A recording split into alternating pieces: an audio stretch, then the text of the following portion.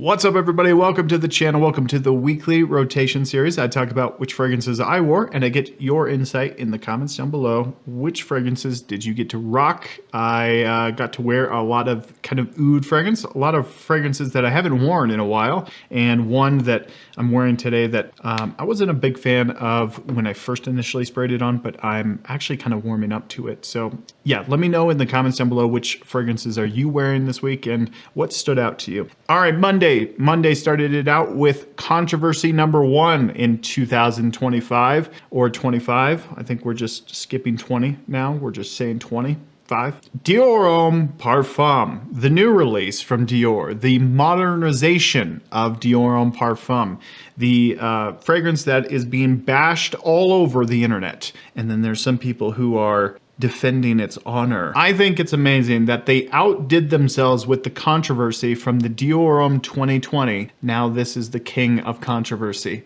So I've been reading a lot of like forums, watching some videos on it, and a lot of people are just trashing it. I don't think it's that bad. It's really nice. It's just made more mass appealing. They took out a little bit of the heavy oudness. They just made it a bestseller. Honestly, just kind of make it a Dior Homme Intense kind of style with the just a little bit of a essence of the parfum, but it's its own kind of unique take. It's a reimagining, if you will. But anyway, I was wearing it. I usually wear this one now or Dior Homme Intense. I kind of just intermix them because they're both kind of very similar in as far as like the scent profiles. It's just that nice warm buttery iris with that nice cocoa kind of vibe, nice woody kind of dry down in here. Really good. I don't know why it's getting so much hate. And the hate is almost just like, let's all just cancel culture. It's just like, let's jump on the bandwagon. Everyone else is doing it, instead of making up your own opinion for yourself. Mind you, people are making up their own opinions and I value them. Everyone is subjective. That's why I love perfume. It's like you could love something and other people could absolutely hate it. There's no reason to get mad at each other because it's just fragrance.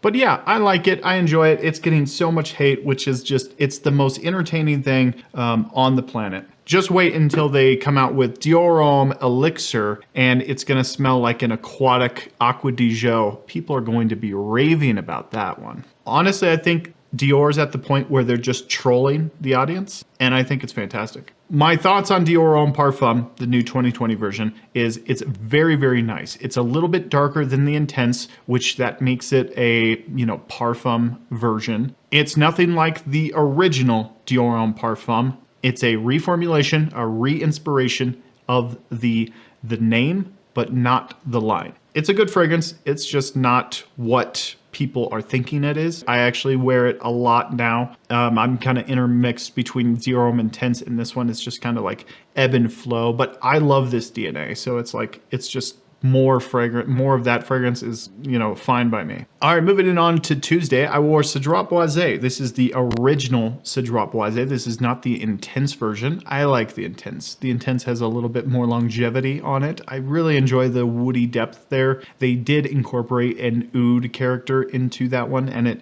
how I put it is like the Intense version is where this one leaves off. So once this one dries down, that's where the Intense begins. So it's like a nice woody, fruity sweet. They still have all the same kind of DNA stuff in there, but they just have a little bit more intensity with that one. But I like this one. It's much more on a citrusy, fruity freshness here, but essentially they're both really the same, but it's just that one's a little bit more woody. Anyway, back to this one. This one has a little bit poorer longevity. I was not actually really impressed by it. And I have this like screw off cap one, which is from like 2018, I think. I don't know. I'm just bullshitting at that point, but the longevity is not all that great with this one. I was sitting right around 6 to 8-ish hours and then it was gone.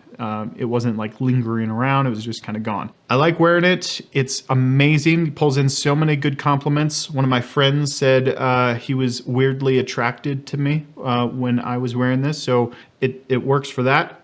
Fruity sweet, musky, a little bit of a cigar smoky kind of tobacco-y kind of thing in here. Excellent stuff. Really good.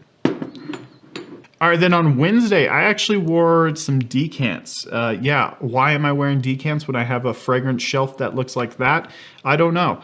But I want to pick up my first Roja Dove, and I have all of the Roja Dove in little decants, but I don't have the actual bottle. I need to pick up a bottle of Roja Dove so that I can officially say that I am in the Roja Dove club. I thought about even just reaching out to Roja and being like, hey, I'm poor, hook a brother up. So if Roja, if you guys could send this video to Roja and say, Roja, we need to get Nate some fragrances. He smells like crap. Hook a brother up. Anyway, so back to what I was saying. I have 2 fragrances here that I wore on Wednesday. Danger Parfum Cologne, and then Apex. So I'm in the mix between the 2. I really like Danger. It's just a little bit too dangerous for me, I suppose. It's got this like nice maturity edge to it. It's gonna make me age rapidly. It's got this nice kind of oak mossy, kind of old man kind of deal with it. I'm saying kind of a lot. People call me out for that. It's got an old man kind of feel to it. It's an old barbershop-y kind of smell, and it's really nice though. I really enjoy wearing it. I wore it and was really enjoying it. But Apex, once again, it has that kind of nice barbershop-y kind of feel to it, fougere kind of style, but it's got a little bit more Axe body spray douchebaggery that is essential for my life right now. And so I'm kind of a little torn between the 2. I think I'm going to pick up Apex eventually. I think it's just a really good option for me right now because I really love just like the smoothiness in there. But I love the oak mossy, musk heavy, and this spicy aspect in there too. I love it. I'm indifferent about it. I was thinking about getting Creation E as well from Enigma. But I looked back at my old video that I did a while back, like 2 years ago or so, and I reviewed these, and what I said in the video was I really loved Creation E. Enigma is like one of my favorite fragrances that I want to pick up that I don't have. But I figured, when am I going to wear it? It's like a fragrance that's going to be worn like 3 times a year, and it's like I'm spending so much money on like a fragrance that I'm going to spray on and go to like bowling. Like, it just doesn't really make sense all that much, but you know, here we are. All right, then on Thursday, I wore this fragrance that I have a hard time pronouncing. This is Al Mukhtalif Signature by Nusuk Parfums. And so this one is a heavy oud rose kind of smell, and it's got some citrus in here. I think the note breakdown is just citruses, oud, musk, and amber, but there is a touch of a floral kind of nuance in here. Really, really good here. So I'm not a huge fan of oud. I could take oud or leave it. You know, it's not really a heavy fragrance note that I love. This though, wow. The sweetness in here balances with the oud so quite nice, and this musky tone. Amber heavy in here. So the amber is this vanillic amber. So it's amber, it's like vanilla, benzoin, and a touch of ambroxan, giving it like this nice warm, cozy kind of amber. Smoky, kind of animalic woods, and the oud is predominant in here. Not a lot of citrus. The citrus in here is just to freshen up everything, really bring everything to life, and especially in the top. There's no florals in the note breakdown, but I pick up this nice touch of a rose, touch of a jasmine-y kind of quality in here, and it's so good. A little challenging for some people. If you do not like oud, it's a bit challenging, but I think it's fantastic. I just put out a video last week. If you wanted to go check it out, feel free to.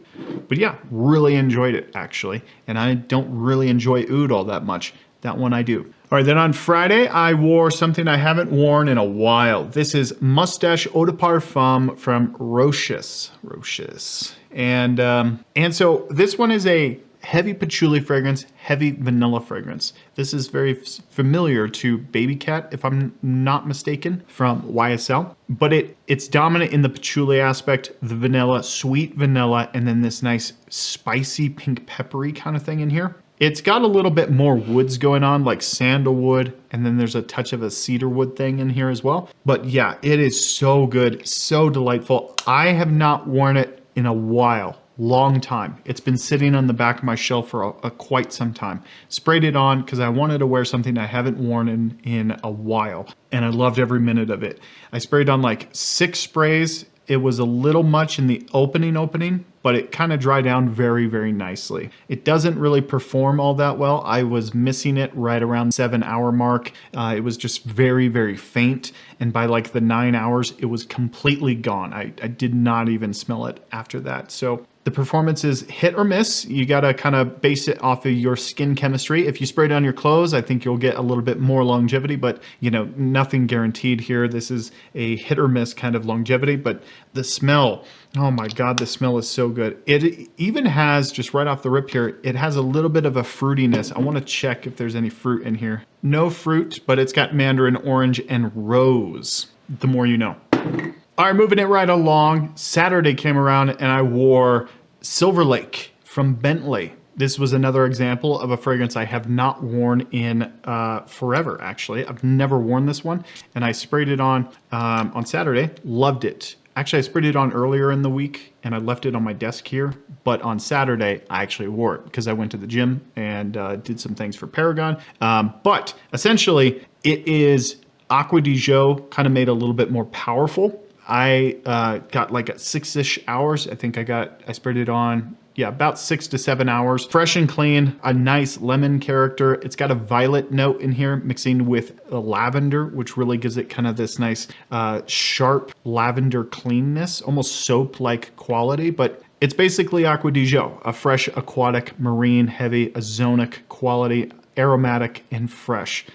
Easy for everyday kind of use. The performance is okay. It doesn't really, go into the 12 hours like some fragrances are expected to nowadays. But for a fresh and clean, easy to wear, excellent stuff here. It's kind of similar to Acqua di Gio. So if you like that kind of DNA, try it out. All right, and then today I'm going to be wearing this one, Azzure Aoud. My first initial impression of this one, it was all right. And it's still all right. It's a very clean kind of oud, very musky, and this nice amber kind of tone, but soft and clean. And it's got a little bit of animalicness going on here with the oud, but I smelled it on my shelf because I was picking out a fragrance for today, and I actually quite like it. You know, it's kind of unique, but I'm going to be wearing it today. Hopefully I don't piss off anybody with it, but I think I'm going to enjoy it. I think the main thing that really jumps out on this one is the fruity aspects. There's passion fruit and there's a few other fruity molecules in here. I get a little bit of an apple-y kind of vibe in here, but also it's like that traditional rose oud combo, which this one has a little bit, Al Mukhtalif's, but this one is very nice. It's fruity sweet. It's got a touch of a rose kind of quality in here, floral, and then that oud, metallic, kind of stinky, sharp, smoky, sexy, little dirty oud. I'm enjoying it right now. We'll see how it transitions into the day. It was a little challenging on my first impressions, so I'm giving it another shot. And really enjoying it. So far, so good. Thanks so much for watching. See you next week. Make sure you leave your weekly rotation in the comments down below. Love to know what you guys are wearing. Thanks so much for watching.